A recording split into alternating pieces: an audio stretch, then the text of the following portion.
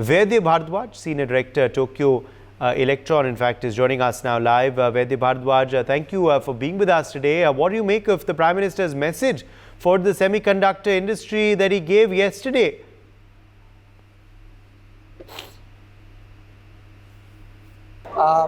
Okay, the message from Prime Minister Modi and the government of India is especially in building the semiconductor ecosystem in India. It's a very important message.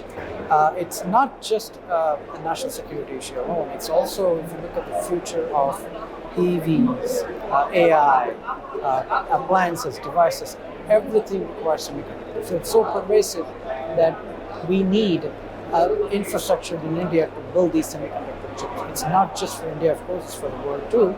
But it's very important that India has a very strong presence in design and post-design system integration, but right in the middle of the value chain, there's a big gap, especially in terms of fabrication equipments and chemicals. So I think with this initiative by the Prime Minister, Honorable Narendra Modi, the whole infrastructure will start getting built. And I think if you look at MeitY Minister Ashwini Vaishnav and the MeitY ISM mission, they've been working very hard to build an ecosystem. It's not just one or two companies that they need to get here.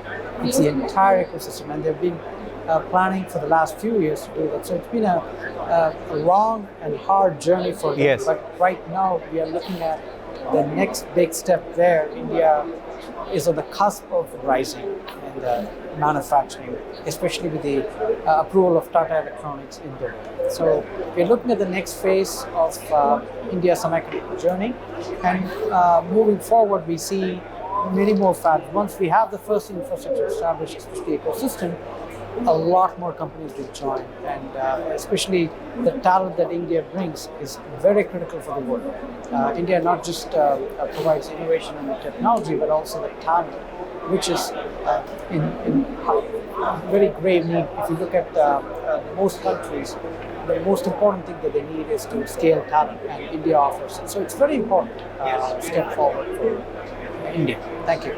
Yes. And now, in your assessment, though, where do you think India's semiconductor industry stands today, and how far are we from a made in India chip in the near future? If you look at where India stands today, we are not far from a made in India chip. I mean, if you look at Micron's Sanand fab, they will be releasing their chip out of India soon. And if you look at even end-to-end, right from, say, design towards manufacturing the chip, if the Tatas enable the fab, by 2026, end of 2026 or by beginning of 2027, you should be looking at not just made in design, like designed and made in India chips. So it'd be the entire value chain will be made in India. So it's a significant step. It's not too far. We are looking at maybe 2 years where India will have the entire design plus a made in India chip in India.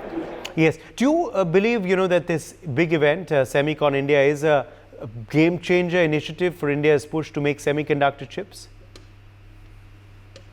If you look at Semicon India, India has had two prior Semicon India in 2022 and 2023, but this one is special. This is the earlier ones were organized by ISM in coordination with SEMI, but this time it's organized by SEMI in coordination with ISM. And it's a much more significant event this time. It's a turning point for India's semiconductor journey. So if you look at the participation from global companies, if you look at Tokyo Electron, we are for the first time in India, we are having a booth. It's a big booth for us.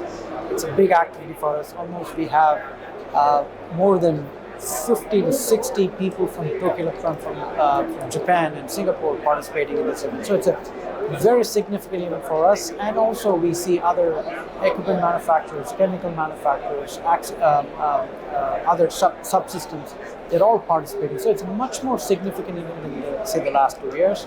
And this is all, again, I feel that Prime Minister Modi's vision of making India a semiconductor hub. So I think this journey is on the right path. With this Semicon, it's telling the world that India is here to play in this semiconductor. Yes. What can you also tell us about, the work that Tokyo Electron Limited is doing and what has pulled you towards the Indian market? So Tokyo Electron Limited is a Japanese semiconductor production equipment company. We are the top 4 companies in the world providing equipment to the industry, and we do we provide all this. If you look at the entire value chain of the process fabrication, we provide almost all the equipment that is required to make transistors, interconnects, and the packaging, both the front end and the back end of the line. So we have specialized equipment for our litho, we have specialized equipment for our etch, deposition, and cleans. Plus we also have equipments for both packaging in terms of tester probers and as well as advanced packaging. So we have tools that is placed in the entire value chain for us, and we're looking forward to work with Indian companies, especially with Tata opening up. We are glad to work with them, and both it'll be a collaborative effort for us with the Tatas and the other companies in India to enable the infrastructure. Right. My final question to you, Vaidya, if we say take the next 10 years, what's the potential, in your opinion, of India's semiconductor industry? If you look at, I think you have to take probably, let's say, 2 to 3 year timeline to see the first enablement of the ecosystem. So in 2 to 3 years, you see the base, the foundational base built in India. And then beyond that, once India builds the foundation, the sky is the limit. So 10 years, if we execute well, we see at least 5 to 10 more fabs in India coming up. There's a huge potential for India. The next 2-3 years are going to be critical. We execute as well as we have planned. Once we execute, we see a huge market opportunity. For more such videos, subscribe to the NewsX YouTube channel, hit the bell icon.